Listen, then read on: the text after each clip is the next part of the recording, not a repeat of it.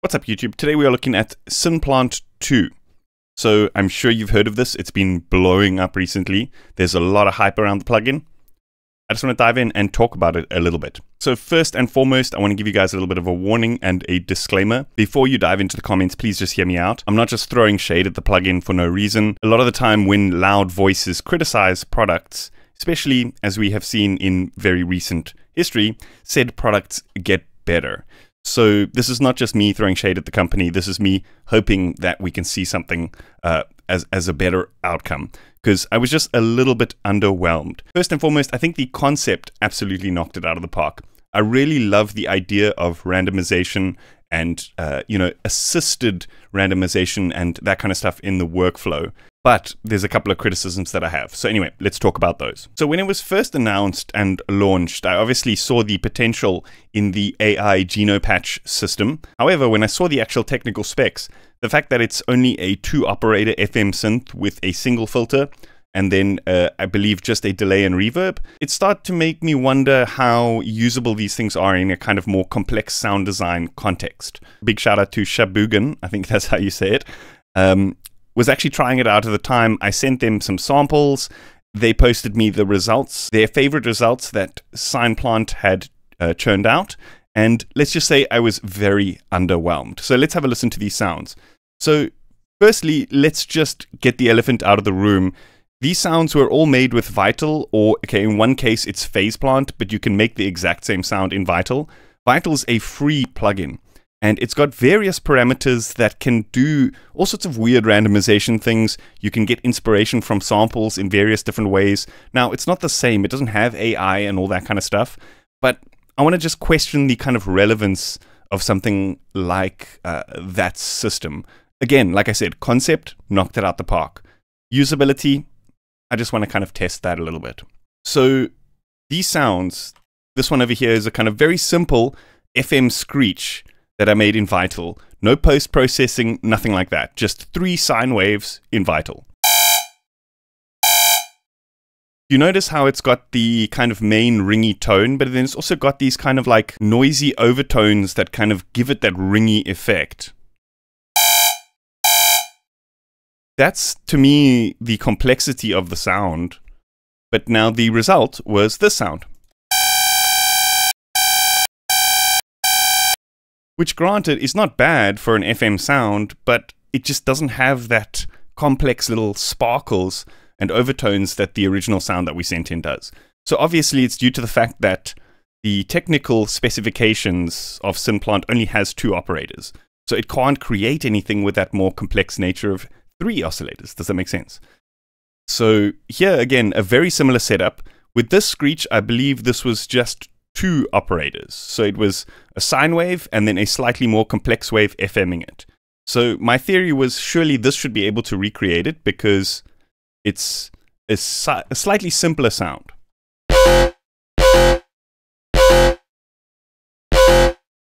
And then this was the result.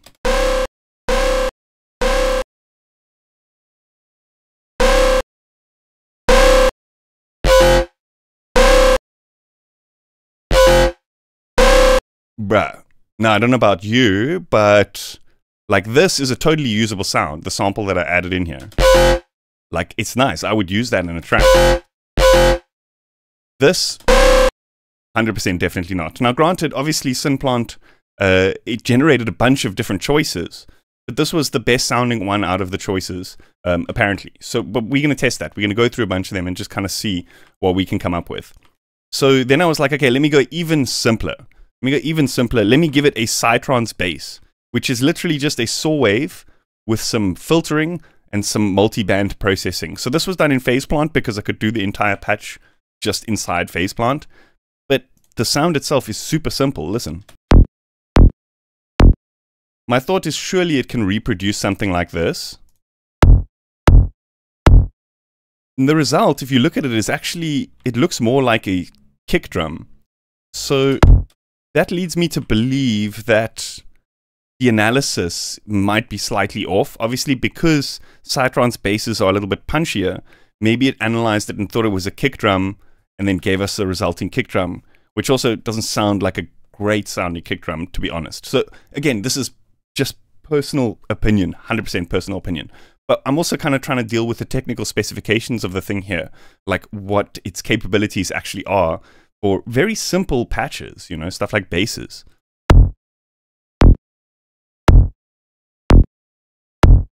So like I said, it's completely personal preference. You know, if this works for you, it works for you. Feel free to use it, absolutely. I just feel like with this whole AI recreation and randomization system that we have, you know, if it's going to get it so wildly off, so wildly different, my question is, why do we need such a complex AI recreation system when you could just use a bunch of random parameters in the synth and then, you know, it'll be wildly off, but you're still getting that same, you know, random inspiration. I feel like a lot of the hype around the synth hasn't been because it can recreate sounds. I see a lot of people saying, well, it's great for inspiration. You can throw a sound in there and it'll give you something completely different. And it's like, but then why the recreation if you're using it for that? I would probably just go with something with random parameters, you know? So yeah, I just feel like the price might be a little bit off, considering that it's just really just a simple synth underneath the hood with this really complex AI recreation system that doesn't really hit the mark. So I feel like maybe it's got to do with the fact that the analysis of certain things are off, the technical specifications of certain things are off. Maybe if we had a third operator, it would give us the ability to create those slightly more complex overtones. And yeah, the whole like bass turning into kick thing was just a bit weird for me. Again, I feel like, you know, for me as a sound designer, it could be useful in, say, for example, I want to make just like 100 micro sound samples, and I could throw in a really short pluck of something and it would quickly just generate me a bunch of micro sound samples, like plucks of stuff.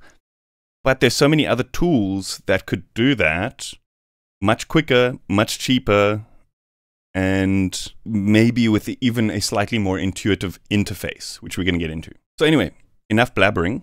Let's look at it a little bit. Let's actually dive in, throw some sounds in, and see what we can come up with. So how this works is we've got these settings along the top here. This over here is the Geno patch system. So what this does is it basically allows you to load up an audio file. So let's just go with something like, you know what, we're going to go with a sidetrance kick. Should be so simple. It's just a sweeping sine wave. Let's see how it does with this, you know. So we can preview all of these sounds that it's generated by just clicking on these little dots.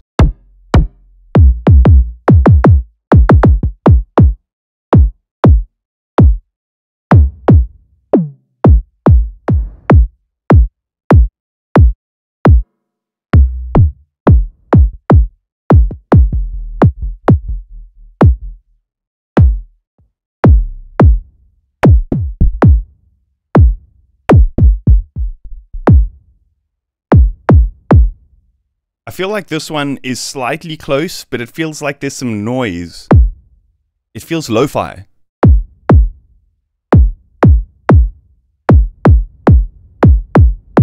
Same with this one. It's nice, but it just sounds a bit lo-fi.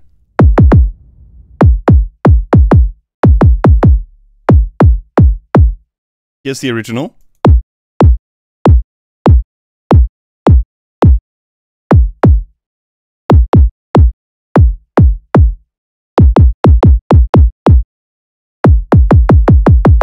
So it's okay, but, you know, just popping open a tutorial on YouTube, finding how to make a kick drum, and just following that tutorial will inevitably give you, in my opinion, a better sound, much cleaner sounding kick drum. You know, obviously that's up to you. If you like these kind of lo-fi dirty kicks, go for it. You know, that's up to you, go for it. But there's inevitably hundreds of other ways of doing it that don't cost $150. So yeah, that reminds me, what's that saying? What was that thing that Bruce Lee said? Fear not the man with 1,000 kick samples. Fear the man who has synthesized the same kick 1,000 times. Okay, so let's try something a little bit more obscure. Let's try maybe like a vocal or something like that. Aqua. Aqua.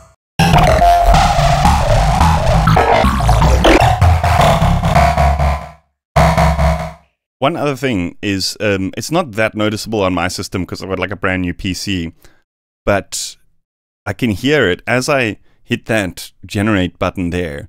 I can just hear all the fans in my PC just kick into overdrive, and I can actually feel a gust of wind. So it's like, it seems to be using a lot of processing power to generate these. So again, I'm not sure how usable this kind of thing would be in a very quick workflow, you know, if that's your style. But let's just see what we have here.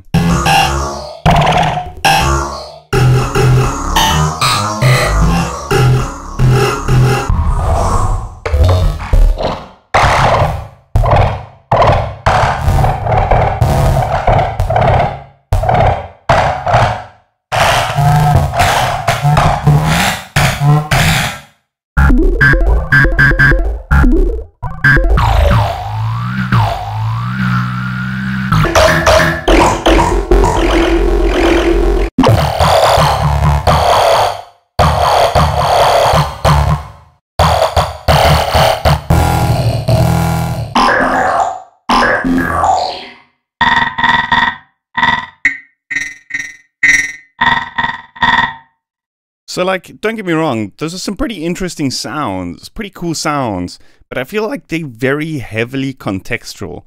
This is the kind of thing that you would have to, you know, bounce a couple of hits out of, save them into a sample library, and then that one fateful day where you need this very specific robot fart sound effect, you can pull from that sound library. But this is definitely not the kind of thing that I would really use, you know, while I'm making a track.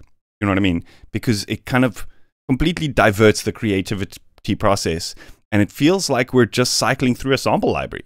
You know what I mean? And in fact, just cycling through a sample library is better workflow, because you just find the sample, load it in, carry on working. I want to talk about how using the exact same sample in something like Vital, granted the whole AI system is completely different, but I want to talk about the usability of dragging the sample in and using it as a wavetable and that kind of thing.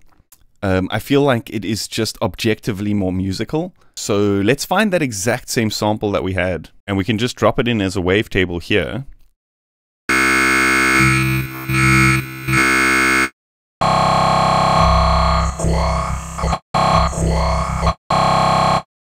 So there's various ways we could take this in terms of like the sound design.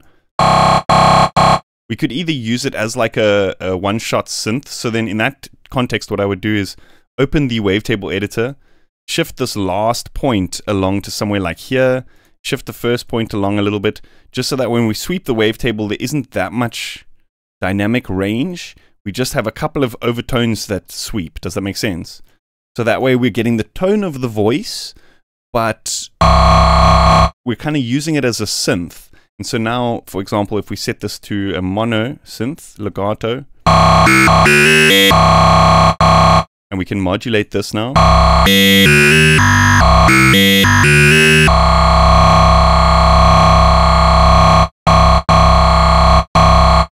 And then with some effects like,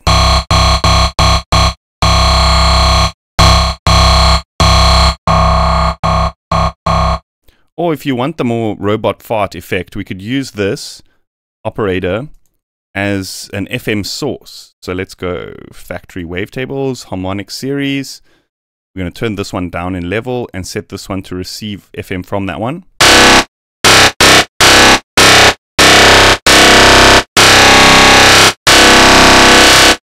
And now the pitch of this will determine how fast the wobbles are.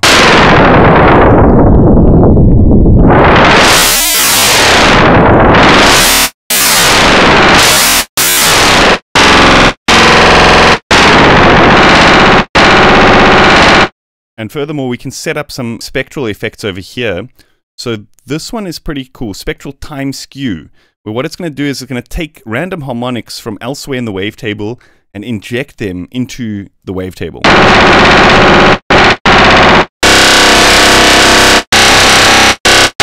So you could just get some more different tones. But now remember, like, this is completely usable because it's still a static pitch. It still has these complex harmonics and everything, but it's just two operators.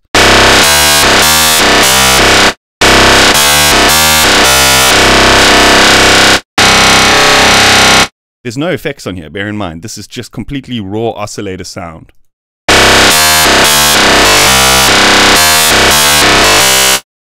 And also look at the interface. It's so easy to read. It was so quick to quickly create the sound out of inspiration from that vocal. It's just much easier to sound design with this more well thought out interface. So let's jump back into Synplant and look at, let's say for example, we want to start tweaking the parameters. So that's another thing that really annoys me. When you open the plugin, it jumps back to the home page. If we start looking at the parameters, say for example, we want to change the LFOs and envelopes and oscillators, this is really annoying how it feels like these parameters are kind of moving away from the mouse as you move towards it. It's very annoying, very, very annoying.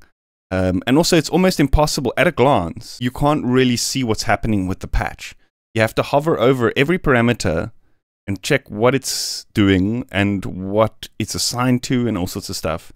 It's very bizarre choice of interface. It's obviously, I mean, it looks cool, don't get me wrong, like DNA thing, very cool, but it's just not usable in my opinion.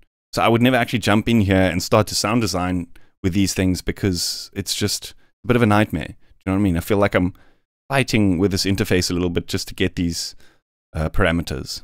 So like I said, I mean, if we're just using it for random inspirations, we could potentially set up a system that's going to randomize parameters inside whichever synth allows for that. What I like to do is in Vital set up a bunch of note-on random generators.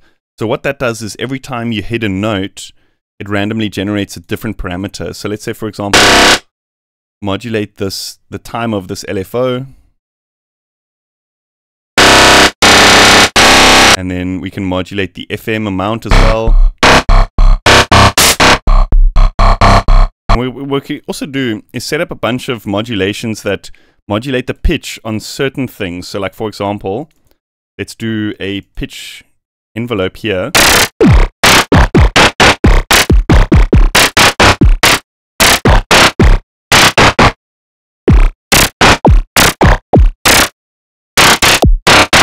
Set this to envelope mode.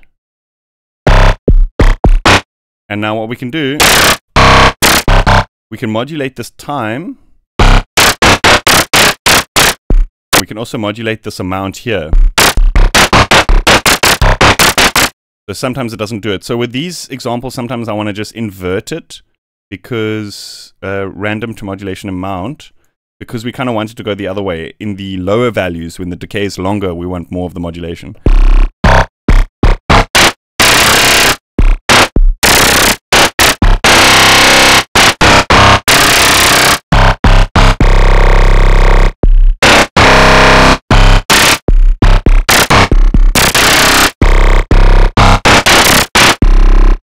Now we can go in here and start to edit these a little bit, so we don't have so much noise.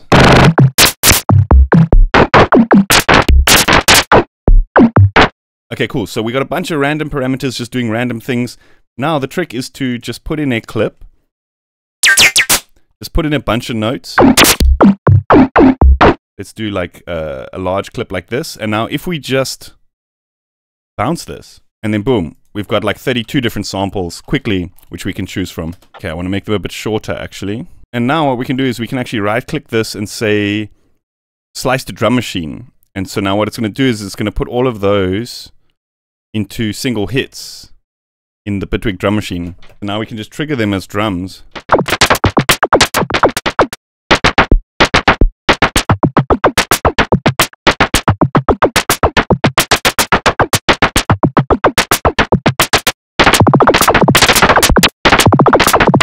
Another cool thing we can do is put them all like this, open up an arpeggiator, and then get it to randomize.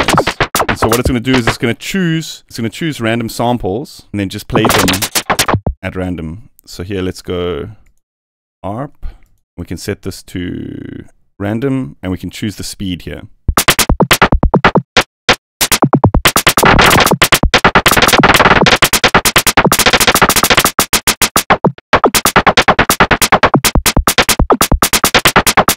So in my experiments, I did find one sound which results were like okay.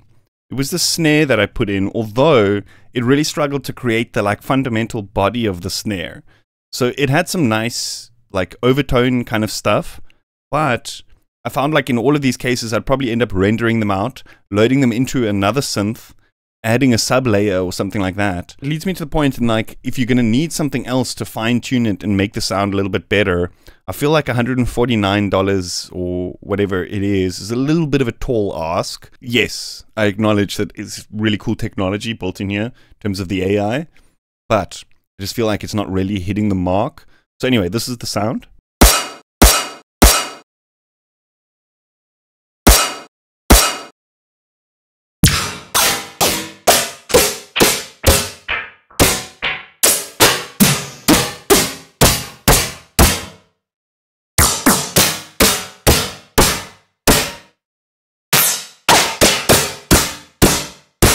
So again, they sound cool, but nothing close. They're usable perhaps after, you know, going through all of my samples to find one that's usable. This one is usable, but in my opinion, it's going to take a lot more editing to get it to something that I would actually use in a track. Again, that's completely personal. Completely personal. Remember, this is just my personal opinion. But I just questioned the price. It's very expensive compared to what else is on the market, and the amount of features that those other plugins have, the amount of oscillators, and just what you can do in terms of a sound design context. So again, just bear that in mind. This is myself, a sound designer. I know how to use synths and that kind of thing. Maybe you don't, and you just want to get these kind of random sounds and that kind of thing. That's totally fine. That's totally fine. But there are other ways to do that. Anyway, that's about it for today. Hope you guys enjoyed that. Let me know what you think in the comments. And remember, completely my personal opinion. The reason that I critique these things is because I hope that they get better. That's all. I'm not just trying to throw shade or jump on a hype train or whatever the case is. I'm sure the ones who are here that know what happened in recent history, when we critique these things, they often do get better. So yeah. Anyway, hope you guys enjoyed that. Let me know what you think. Cheers.